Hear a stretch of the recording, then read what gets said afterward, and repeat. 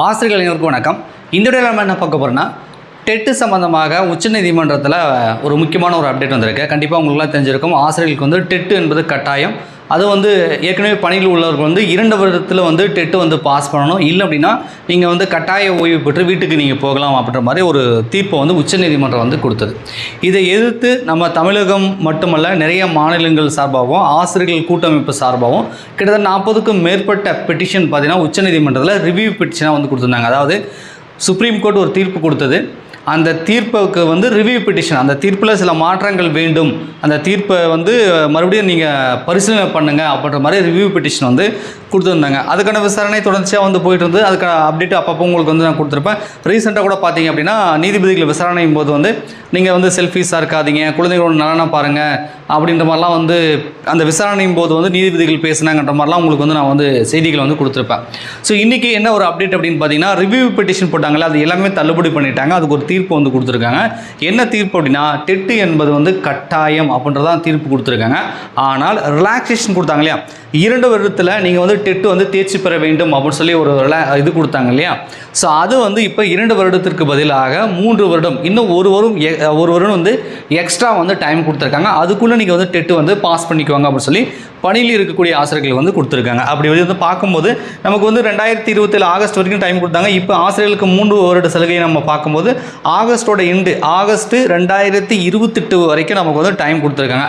So அதுக்குள்ளே நீங்கள் வந்து டெட்டு வந்து பாஸ் பண்ணணும். மாநிலங்களுக்கு வந்து இன்னொரு உத்தரவும் கொடுத்துருக்காங்க. அதுக்குள்ளே நீங்கள் விரைவாக வந்து டெட்டு எக்ஸாம் வையுங்க, டெட் எக்ஸாம் வைங்கன்னு சொல்லியிருக்காங்க. ஏன்னா டெட் எக்ஸாம் வச்சு தானே ஆசிரியர்கள் பாஸ் பண்ணுவாங்க. ஸோ அதனால் மாநிலங்களுக்கும் வந்து நீங்கள் டெட் எக்ஸாம் வைங்கன்ற மாதிரி வந்து உத்தரவு போட்டு வந்து இந்த ரிவ்யூ பெட்டிஷன் சம்மந்தப்பட்ட அந்த மனுக்களை வந்து தள்ளுபடி பண்ணதாகவும், ஸோ ஒரு வருடம் எக்ஸ்ட்ரா டைம் கொடுத்ததாகவும், டெட் என்பது கட்டாயம் அப்படின்ற மாதிரி தான் வந்து உச்சநீதிமன்றங்கள் நீதிபதிகள் சொன்னதாக செய்தி சேனல்கள் ஊடகங்களில் வந்து செய்தி வந்திருக்கு.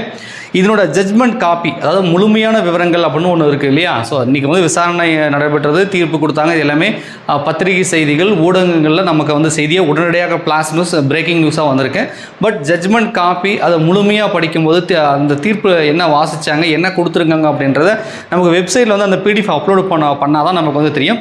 ஸோ அப்லோட் பண்ணாங்கன்னா நம்ம டெலிகிராம் சேனலில் வந்து உங்களுக்கு நான் ஷேர் பண்ணுறேன். நீங்கள் டெலிகிராம் சேனல் ஜாயின் பண்ணிக்கோங்க. லிங்க் வந்து நான் டிஸ்கிரிப்ஷனில் கொடுக்குறேன். இப்போதைக்கு வந்து ஏற்கனவே பணியில் உள்ள ஆசிரியர்களுக்கு வந்து டெட்டு தேர்வு கட்டாயம் 2 வருஷம் டைம் கொடுத்தாங்க உச்சநீதிமன்ற தீர்ப்பில்.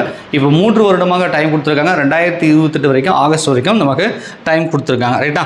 ஸோ ஒரு சைடில் பார்க்கும்போது ஒரு சின்ன ரிலாக்ஸேஷன், ஒரு சின்ன ஓகே இன்னும் 1 வருஷம் நமக்கு எக்ஸ்ட்ரா டைம் கொடுத்துருக்காங்க, அதுக்குள்ளே நம்ம டெட்டு பாஸ் பண்ணிக்கலாம் அப்படின்ற மாதிரி நம்ம எதிர்பார்த்தாலும் கூட ஏற்கனவே பணியில் இருக்கிறவர்களுக்கு அந்த என்சிடி ரூல்ஸ் படி பார்க்கும்பொழுது நமக்கு வந்து டெட்டு தேர்வு கட்டாயம் கிடையாது. அந்த கட்டாய கல்வி உரிமை சட்டம், அந்த சட்டம் வருவதற்கு முன்பாக ஜாயின் பண்ண ஆசிரியர்களுக்கு வந்து டெட் என்பது கட்டாயம் இல்லை. இது எல்லாருக்கும் தெரிஞ்ச விஷயம்தான்.